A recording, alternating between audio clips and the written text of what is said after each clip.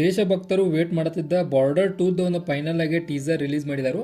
ಇದ್ರ ಬಗ್ಗೆ ಮಾತಾಡೋದಾದ್ರೆ ಸನ್ನಿ ಡಿಯೋಲ್ ಆಗಲಿ, ವರುಣ್ ಧವನ್ ಆಗಲಿ, ಆನಂತರ ದಿಲ್ಜಿತ್ ಅವರಾಗಲಿ ಅಲ್ಟಿಮೇಟ್ ಲೆವೆಲ್ ಒಳಗೆ ಈ ಒಂದು ಮೂವಿ ಒಳಗೆ ಕಾಣಕ್ಕೆ ಸಿಗ್ತಾರೆ ಅಂತೇಳಿ ಟೀಸರ್ ನಮಗೆ ಎತ್ತಿ ತೋರಿಸೈತಿ.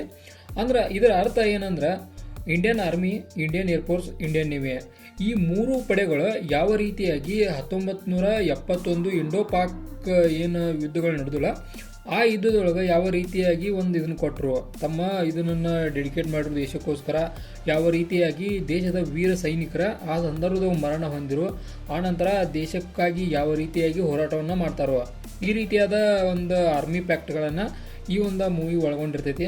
ಟೋಟಲಾಗಿ ಹೇಳ್ಬೇಕಂದ್ರೆ ಟೀಸರ್ ಮಾತ್ರ ಬೆಂಕಿ ಇತ್ತು ಅಂತ ಹೇಳ್ಬೋದು. ಅದ್ರೊಳಗೆ ಸ್ವಲ್ಪ ಮಟ್ಟಿಗೆ ಎಲ್ಲೋ ಎಡಿಟಿಂಗ್ ಸ್ವಲ್ಪ ಮಟ್ಟಿಗೆ ಬೆಟರ್ ಮಾಡಬೇಕಿತ್ತು ಅಂತೇಳಿ ಎಲ್ಲೋ ಸಣ್ಣದಾಗಿ ಅನಿಸ್ತು.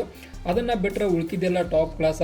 ಆನಂತರ ಸನ್ನಿ ಡಿಯೋಲ್ ಅವ್ರ ಆ್ಯಕ್ಟಿಂಗ್ ಮಾತ್ರ ಹೇಳೋದ ಬೇಡ, ನಿಮಗೆ ನೋಡಿರ್ಬೋದು ಅಲ್ಟಿಮೇಟ್ ಲೆವೆಲ್ ಒಳಗೆ ಐತೆ ಅಂತೇಳಿ ನನಗನ್ಸೈತಿ.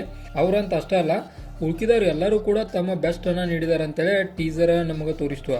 ಆನಂತರ ಟೀಸರು ತೋರಿಸಿದಂಥ ಫ್ಯಾಕ್ಟ್ಗಳನ್ನು ನಾವು ನೋಡೋದಾದ್ರೆ ಒಂದ್ಯಾಕ ಅದು ಏನು ಪಾಕಿಸ್ತಾನ ಮತ್ತು ಇಂಡಿಯಾದ ಏನು ವಾರ್ ನಡೀತಿಲ್ಲ 1971 ಅದ್ರ ರಿಲೇಟೆಡ್ ಅಂತ ಹೇಳ್ತಾರೋ. ಆನಂತರ ಟ್ರೂ ಇವೆಂಟ್ ಅಂದ್ರೆ ಇನ್ಸ್ಪೈರ್ ಆಗಿ ಮೂವಿ ತೆಗೆದಾರು.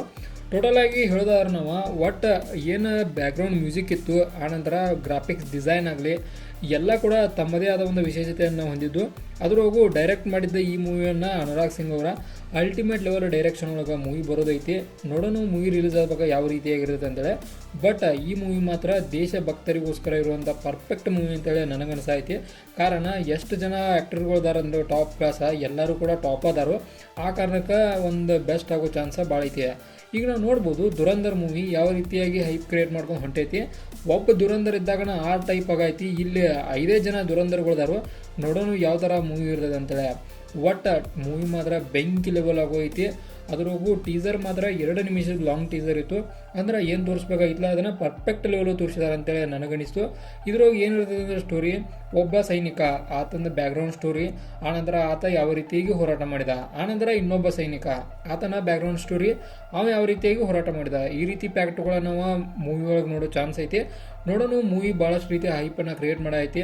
ಅದೇ ರೀತಿ ಹೈಪ್ ಕ್ರಿಯೇಟ್ ಮಾಡ್ಕೊಂಡು ಹೋಗಲಿ. ಟ್ರೈಲರ್ ಬಂದಾಗ ಗುರ್ತಾಕೈತಿ ಮೂವಿ ಪೂರ್ತಿ ಎದ್ರ ಬಗ್ಗೆ ಇರ್ತದೆ ಅಂತೇಳಿ. ಬಟ್ ಎದ್ರ ಬಗ್ಗೆ ಅನ್ನೋಕ್ಕಿಂತ ಅದು ಟಾಪಿಕ್ ಏನ ಇಂಡಿಯಾ ಮತ್ತು ಪಾಕಿಸ್ತಾನ ಇದ್ರ ಟಾಪಿಕ್ ಮ್ಯಾಗ ಇರ್ತೈತಿ. ಆದರೂ ಕೂಡ ಇದ್ರೊಳಗೆ ಯಾವ ರೀತಿಯಾದ ಒಂದಷ್ಟು ಫ್ಯಾಕ್ಟ್ಗಳನ್ನು ಆ್ಯಡ್ ಮಾಡಿದಾರೋ ಅನ್ನೋದನ್ನು ನಾವು ನೋಡ್ಬೇಕಂದ್ರೆ ಟ್ರೈಲರ ಆನಂತರ ಮೂವಿಗಾಗಿ ವೇಟ್ ಮಾಡಬೇಕಾಗೈತಿ. ಇದಾಗಿತ್ತ ನಮ್ಮ ಬಾರ್ಡರ್ 2 ಒಂದು ಟೀಸರ್ ರಿವ್ಯೂ. ಇದೇ ಥರ ನಿಮ್ಗೆ ಇನ್ಫಾರ್ಮೇಟಿವ್ ವಿಡಿಯೋಗಳು ಬೇಕಾದ್ರೆ ಚಾನಲ್ ಸಬ್ಸ್ಕ್ರೈಬ್ ಮಾಡ್ಕೊರಿ.